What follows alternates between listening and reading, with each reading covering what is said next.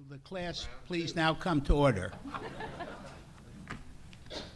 We're going to go on with the questions that were left over from the morning and a couple new ones that have come up.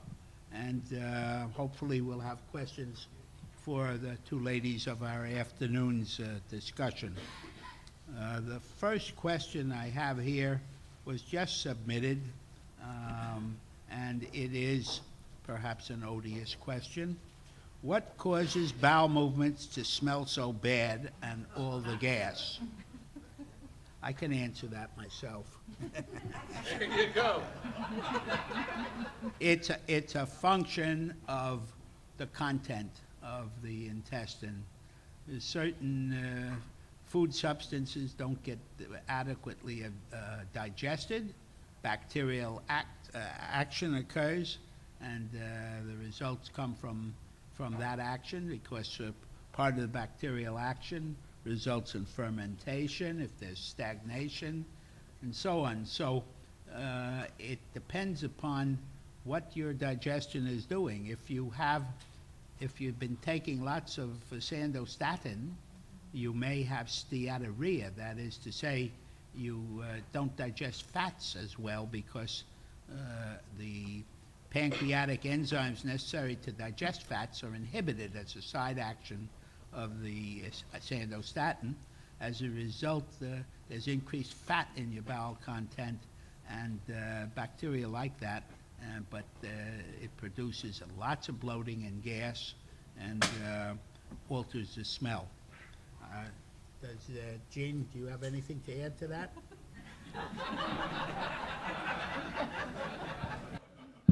And of course, I gotta tell you, I'm not a poop expert.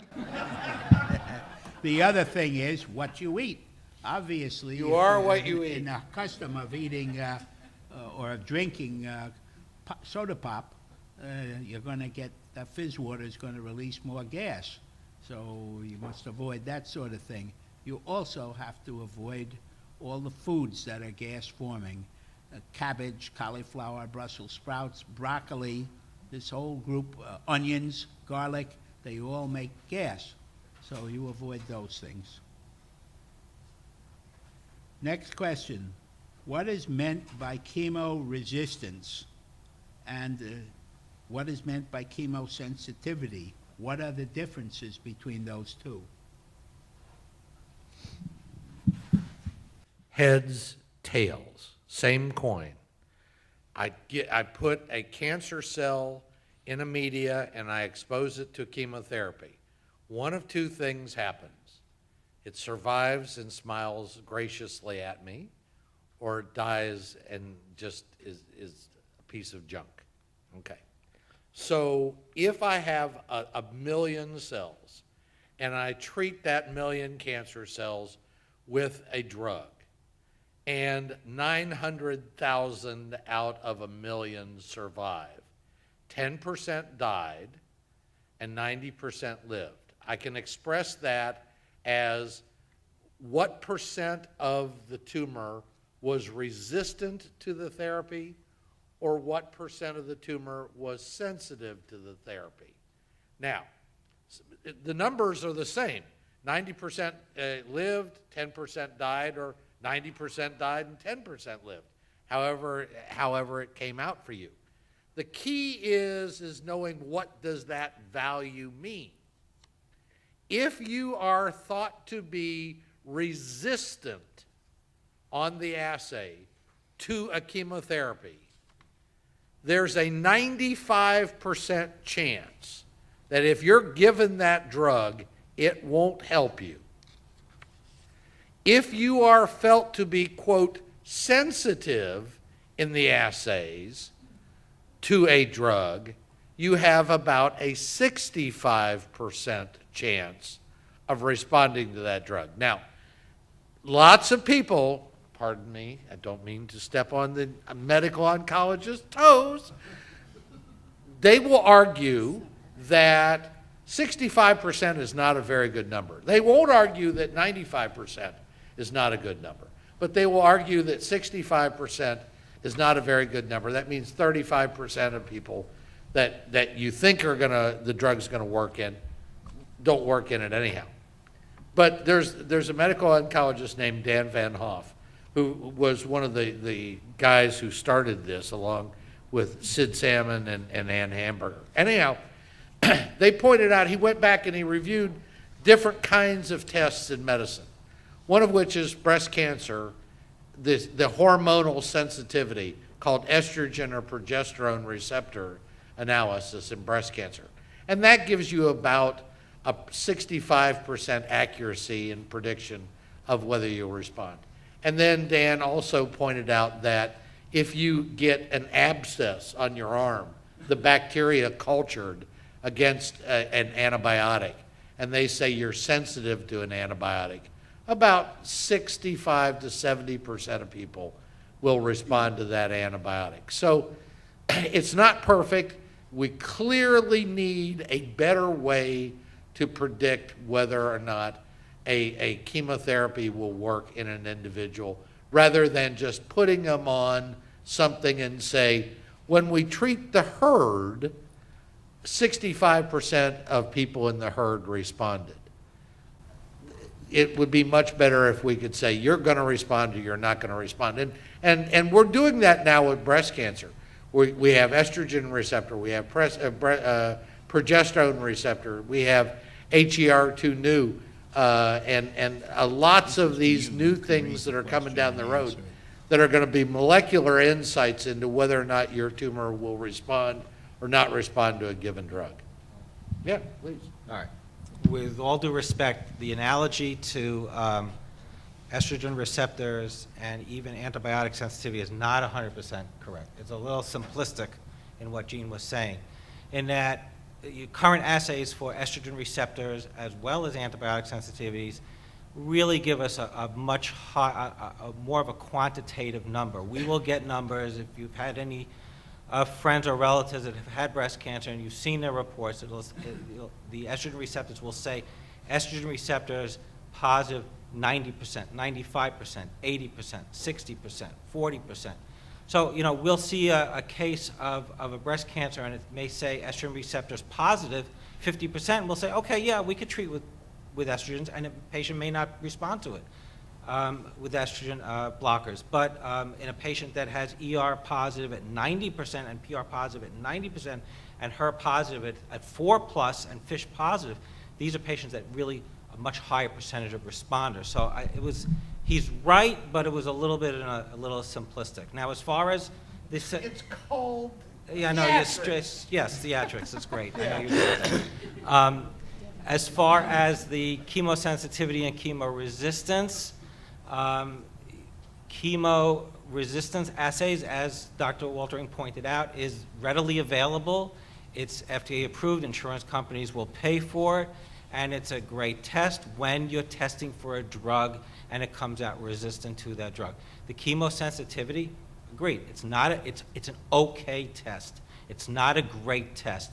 The reliability is not great when you're only getting a 65% rates of conformance. And for that reason, it's not FDA approved yet. And for that reason, the insurance companies aren't paying for it, because it's not a great thing. But it's the only thing we have right now. So can we use it? Yes.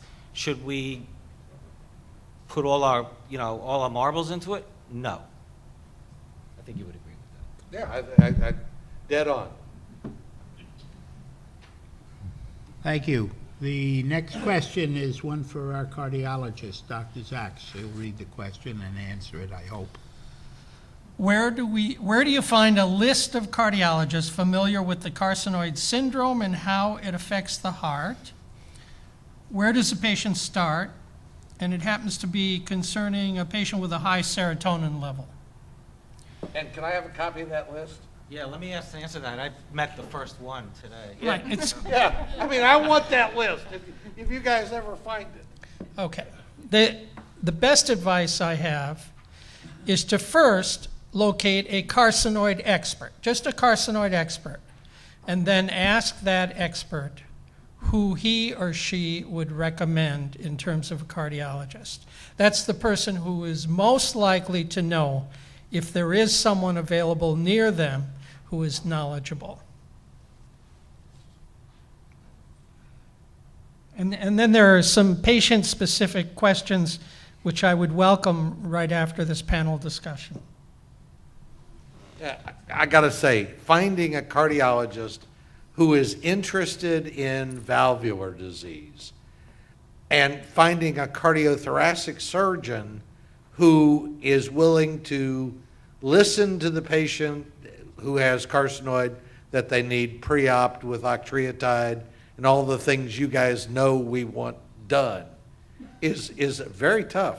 I mean, I cried large size, genuine, certifiable crocodile tears when Lynn Harrison left our group to go to Boston and then left Boston to go to Miami. I was distraught that we couldn't get him back. I mean, they're very hard to find. So if you got one, seriously, put that name out on the ACOR group or Yahoo group so that we can all utilize that. The folks at Mayo have a group that is interested in carcinoid heart disease. And I unfortunately can't remember the name of the cardiologist who leads that group. I will say that the group at Mount Sinai is now used to dealing with carcinoid patients. So in terms of cardiology and cardiac surgery, we have protocols from the moment you enter the hospital, as you go through the cath lab, and then when you go into the OR, and postoperatively, how to handle the carcinoid patient. Next question, Dr. Warner and Dr. Waltering. It's addressed to us. If you had carcinoid, would you go to Europe for treatment, given the treatments available there? I'll answer for myself, at least. First of all, the radioisotope treatments that are being done in Europe are coming to this country, and I have it right from the horse's mouth yesterday, before I came here, that within 6 months, actually within 3 months, we will have it here on an investigative experimental basis. So next year, we're going to have lutetium-177 available. It will, like Europe, be very expensive, however. At least it looks that way at the moment, but it's a foot in the door. And as far as going to Europe for it, I don't propose anybody for this treatment as the initial treatment once they're diagnosed and have inoperable or unresectable metastatic disease. I would not do it as the first step.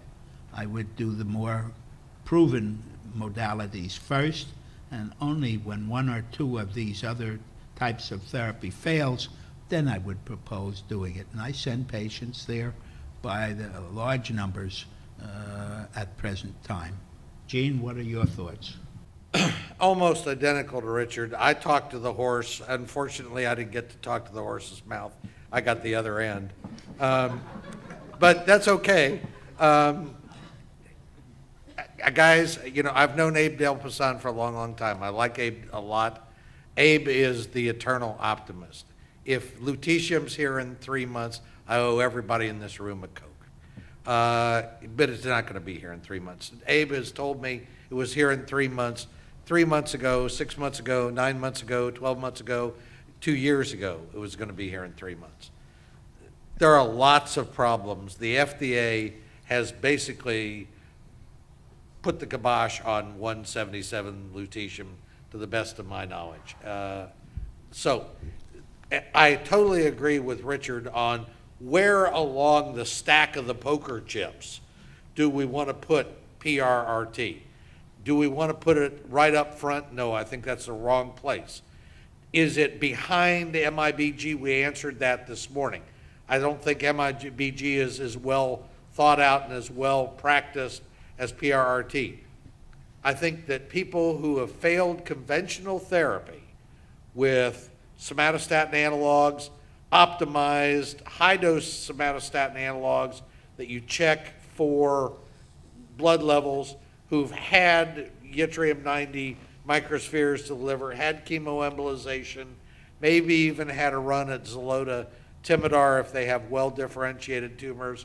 Those are the people that I send to Europe. Would I get PRRT myself? In a flat-ass heartbeat. I think it's well thought out. The concept is great. The Basel group, I've had nothing but wonderful things to say about how they've treated my patients.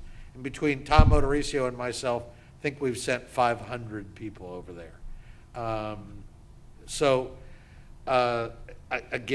think PRRT, I can't wait for it to come to America, but I don't think it's in 3 months. I think that Abe's optimistic. I think it will be here by virtue of the fact that I was told yesterday that they got the FDA approval to do their preliminary work with reduced doses and send that data to them, which they expected to have done within 2 weeks. And then the FDA has 30 days to respond to that. And once they do, if it goes according to that schedule, they can start taking on patients. Everybody might write down my phone number, 504-884-3555. I'll send you a $1 bill for your Coke. If not, you owe me one. Okay. Just the PRT, is that a one-shot deal, or is that a lot of treatments? Usually it's 2, can be 3, 4, or 5 treatments. And like the Basel group do a higher dose, but 2 times. Dr. Bowel in Germany does a lower dose, and he does like 5 times. His concept is that he keeps hitting the tumor and it won't develop a resistance to the yttrium. Dr. Mueller's concept is he wants to hit them harder just so that resistance doesn't happen. It's again one of those things that there are 2 ways of looking, and it may be decades before we figure out, are you better off 5 doses of 30 or 2 doses of 150? Oberg in Sweden does 4 doses with 6 weeks in between each. That means back and forth to Sweden 4 times. I've not sent anybody to Sweden. I've not sent anybody to Dr. Baum in Bad Berka. I have sent a bunch of people to Rotterdam when they were open for Americans, and now I send everybody exclusively to Basel. They all do variations on the same theme, and I've had patients go to each place. So I don't think it makes a great deal of difference, except perhaps for the convenience of travel and the expense. They're all pretty expensive. About Again, 20 grand. I tell every one of my patients the first time I see them, start your little savings account, put your pennies, nickels, dimes, and quarters in a piggy bank labeled Basel, because it's going to cost you at some point in your life 20 grand, either there or here to get it. I might add that I've had a few patients who've gotten their insurance to help Yes. to defray the cost. I was going to speak to that too. Insurers have actually paid for Basel, believe it or not. Right. And I was so interested in it that I am keeping a precedent list. So I have a little short list of people who've had it paid for. And I'm eager to win an appeal for it if anyone wants to send me a worthy helpee. That appeal may also serve a purpose for doing it in the United States. And the argument there can, of course, be it saved the cost of the travel to going abroad. Furthermore, if you go to Basel or Germany or to Switzerland or the Netherlands or Sweden, and afterwards you have complications or a problem, you can't go back to your doctor overnight. So you have to be in the hands of a competent local physician who can follow along in collaboration with the treatment that you've gotten abroad. And that can be awkward, but that's the way it works at the present time. All right, next question. What over-the-counter medications should be avoided? I mean, the obvious ones for those people who have carcinoid type syndrome are those things that are epinephrine-like, neosynephrine, epinephrine, pseudoephedrine, thank you. Yeah, and some of the things that are like in the stimulant version of like Tylenol cold. You know, they have a non-drowsy formula that contains pseudoephedrine in it, and things in general that end in INE. Or D meaning decongestant, like Allegra D, Right. because that contains an epinephrine or adrenaline-like material to constrict your nasal membranes, but it will also provoke your carcinoid. Now I got to tell you, you know, a little bit about myself, being now of that age group at 60 or older, that there are now all these drugs that I, quote, can't take. And Deb runs a nursing home, so I'm getting ready to go spend all my days with her now. And so we go to a geriatrics conference last week, and they start talking about the beers list. So I'm thinking Michelob, Heineken. No, wrong kind of beers list, guys. So first thing you got to do is you got to go home, get on your computer, and type in Google beers list. And then you will be scared to death. I mean, things that I took every single night before I went to bed. I took 2 Benadryl, and I slept like a baby. Now I'm 60, Benadryl is a no-no. Why? Because it has an anticholinergic effect, and it has all kinds of things with your bladder, your eyes, your constipation, et cetera, et cetera. Other than that, it's safe. Other than that, it's safe, yeah. Yeah, like beer, B-E-E-R. Yeah, like Heineken, Michelob, Wiedemann, Burger. Yeah, all those German beers from Cincinnati that I grew up with. Beers list. But it's scary. I mean, things that I took all my life, now I can't take. The one big thing about almost all the drugs that are on the beers list is they increase the propensity of an older person, and it's not 60, it's 55 and older, to have falls. And we have seen in the nursing home industry that when we cut out these drugs, that the hypertension goes down, we have less falls, and people are happier in general. Because taking Benadryl to sleep at night decreases your reflexes as much as having 2 drinks. And you put that into a frail 80-year-old, they're going to, in the middle of the night, have to get up to go to the bathroom. It's like they're drunk, they're going to fall, they're going to break something. But you can do that in your home as well. So anybody who has any kind of mobility problem certainly does not need to take Benadryl to sleep. So the bottom line is, not only are there a list of things that you shouldn't take as neuroendocrine tumor patients, but if you're 60, 55 or older, look at Beer's list, because you're just going to be blown away. Next question. Is it rarer to have carcinoid just in the liver and not found anywhere else? That happens. It's not so unusual, but it doesn't mean it isn't anywhere else. It's just too small or not easily identified. But it doesn't originate in the liver. That's extremely unusual. So it's usually spread from another location. Yeah, a very common question that I get is, how do you know what's the primary tumor and how do you know what the spread is? And this is sort of like stuff, we won't talk about what kind of stuff, goes downhill. You know, the primary begets lymph nodes, begets liver. You know, bowel goes to bowel lymph nodes go along the portal vein and get in the liver. So once you start doing this as a living, it becomes pretty obvious which came first, the chicken or the egg. You know, the bowel comes before the bowel lymph nodes. The bowel lymph nodes come before the liver.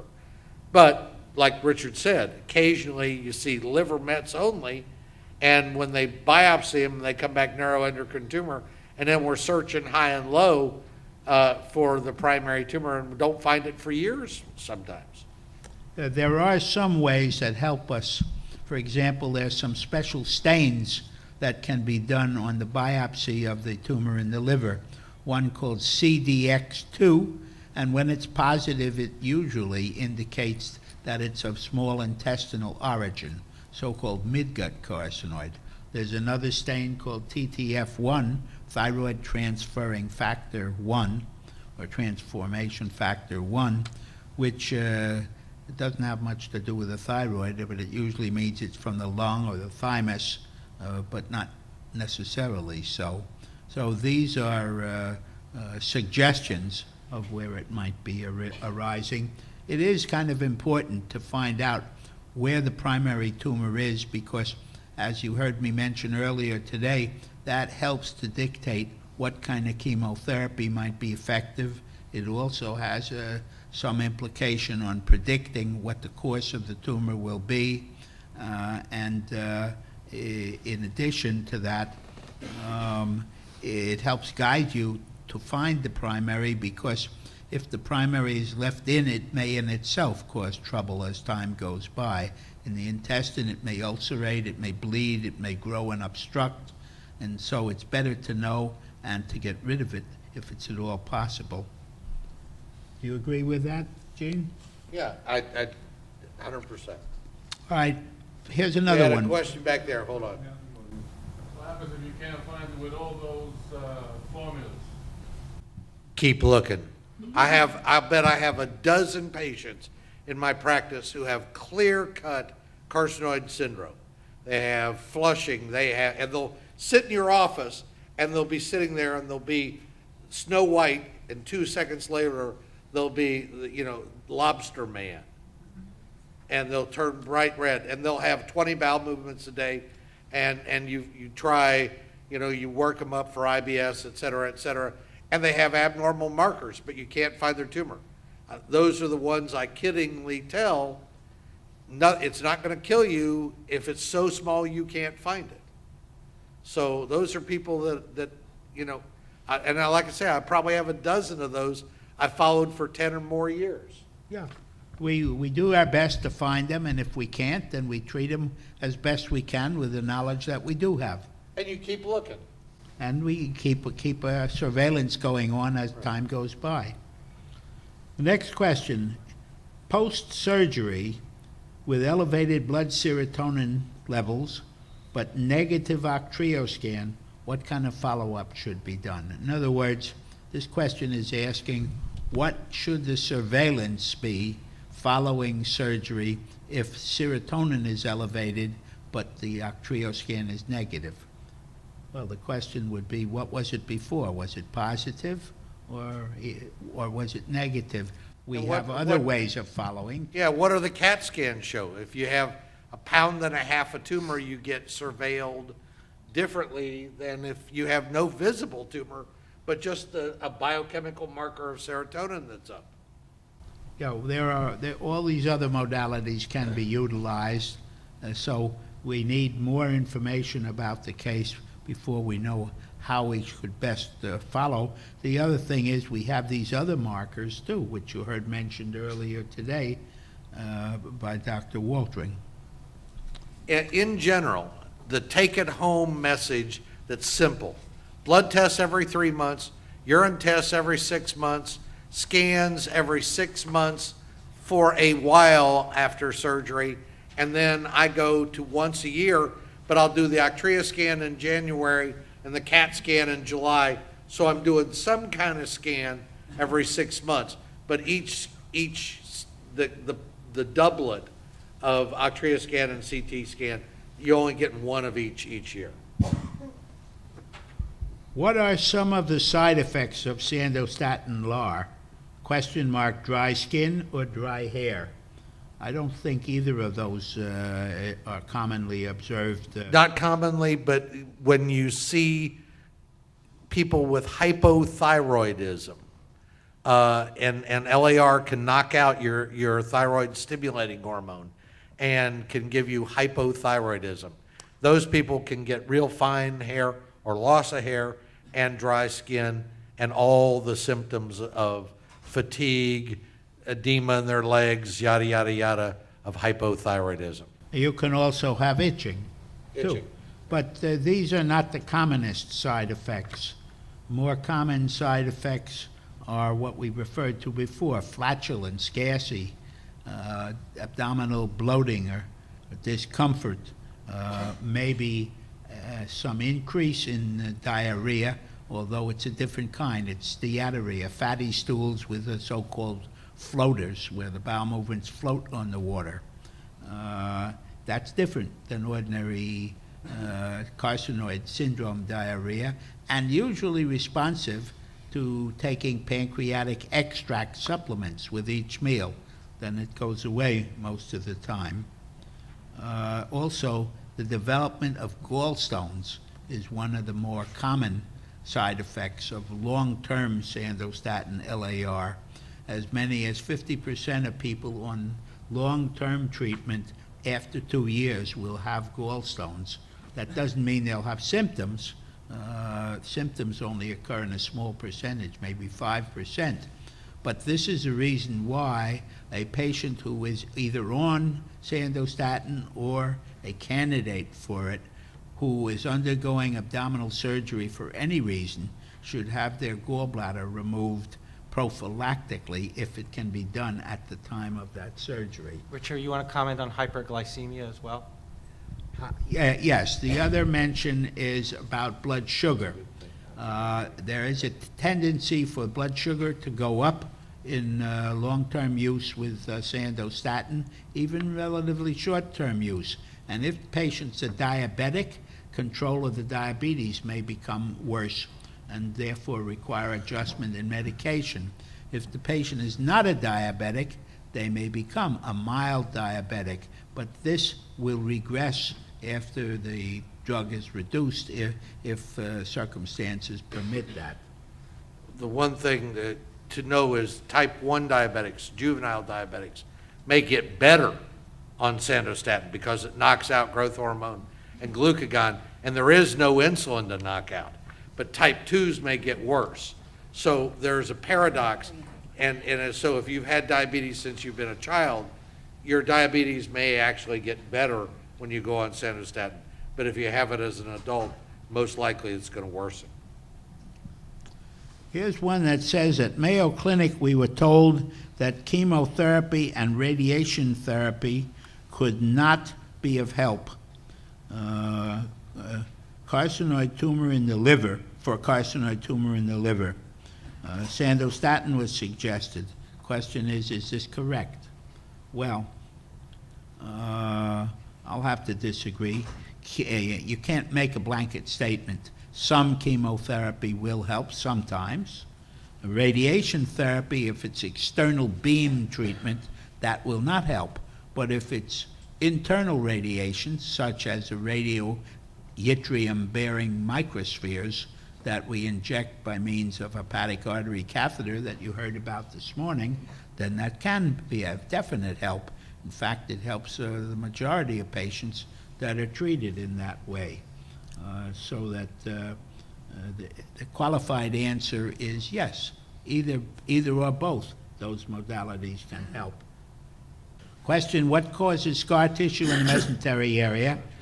That's another name for fibrosis, the proliferation or the overgrowth of fibrous tissue. That's a very good point, because there is a characteristic of carcinoid tumors to promote scar tissue formation. And it's not unusual to have tiny tumor and dense fibrosis, dense scarring with it. We know that serotonin, as you heard Dr. Zaks mention in regard to the heart valve disease, we know that serotonin stimulates proliferation of fibroblasts, the basic cells from which grow into scar tissue. And so, without going into the complex biochemical mechanism which is not clearly understood, whereby serotonin does this, it is basically the product of hormones or chemicals released from the tumors that cause this. Sometimes the fibrosis, in terms of symptoms, outdoes what you get from the tumor itself. For example, some patients, very uncommonly, but nonetheless some, can present with retroperitoneal fibrosis. That is fibrous tissue in the back areas of the abdomen obstructing the ureters, so that kidney failure can be the first presentation. We can get fibrosis in other locations that outdoes the small tumor that may have prompted it. This is an area that is not well studied and is just beginning to receive attention. And of course, cirrhosis of the liver, which is basically fibrosis of the liver and can come from many causes. Alcoholism is well known, and also chronic hepatitis. These are extremely common conditions and causes for cirrhosis, and there's a great deal of research being done now to look into what the mechanism of such scarring of fibrosis is in the liver. And as that is unfolding, I think we'll be able to take some of that information and apply it to carcinoid. This is another example of how our orphan disease is going to be take advantage by riding on the coattails of the research done for more common diseases, so that it behooves we who do our work in this field to keep abreast of what's going on in ancillary fields that might be applicable to carcinoid. In addition to that, could a medication, You hear? could a medication taken, maybe by agent, maybe it was depression, for depression or something, would that have caused any of that? Being that that raises serotonin, let's say you took, was it the things, you're talking about the things that are like the anti-depression drugs that alter, they're called SSRIs. Remember, everybody makes this mistake, and I got to tell you, I made this same kind of mistake. Here's a nerve 1, and serotonin is a transmitter. So it's released from this nerve here, and there are receptors over here. This is not in the general circulation. These are microscopic between one nerve here and one nerve here. It's all sealed in a system. And those SSRIs prevent the loss of serotonin inside this gap called the neurosynaptic cleft. SSRIs do not raise your systemic serotonin, okay? And they work in the brain while the medicine is taken here. All the stuff about depression and stuff is happening in the brain. They don't raise your local or your systemic serotonin, to the best we can tell. Probably 30% of the people that I take care of are on some kind of SSRI-like medication. We have time for one last question. Have any of the panel dealt with carcinoid patients with complication of having multiple sclerosis? If so, what is necessary of a different nature in taking care of them? I don't think I've ever taken care of an MS patient. I have, and as far as I can tell, there's no conflict with most of the medicines that you would use for carcinoid, but there are one or two drugs that are used for multiple sclerosis which will conflict possibly with some of the treatment for carcinoid. But this is a highly individual basis, and we'll have to deal with your doctor about that, especially the neurologist taking care of the multiple sclerosis. Thank you very much.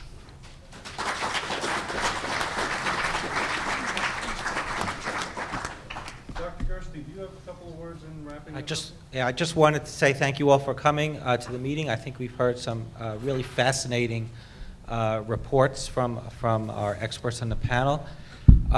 Take-home message from me that I want you all to remember is, as was stressed by everybody here, this is a team approach. You should be comfortable with your primary oncologist who's taking care of you. The lines of communication must be open. The one thing that no doctor can, not even Eugene, we cannot read minds. We can't No, tell, wait a minute, I can't, no, I'm doing pretty good with that. we cannot tell about any patient's symptoms. We can't tell what you're going through. You have to let us know. Keep a diary, let us know your symptoms, let us know the gory details about how many diarrhea movements you have a day, things like that. It's the only way we can tell clinically how to judge how we're doing with you. The blood tests is only one part of the equation. The scans are only one part of the equation. The other part is how you're doing clinically, and we need information from you. So keep the lines of communication open between yourself and your primary oncologist. Let primary oncologists like myself, let us use the experts. We do call them. We do communicate with them. I'm on the phone with Richard once a week, I think, about our patients, and these are things that are very, very important. So good luck to everybody. Thank you.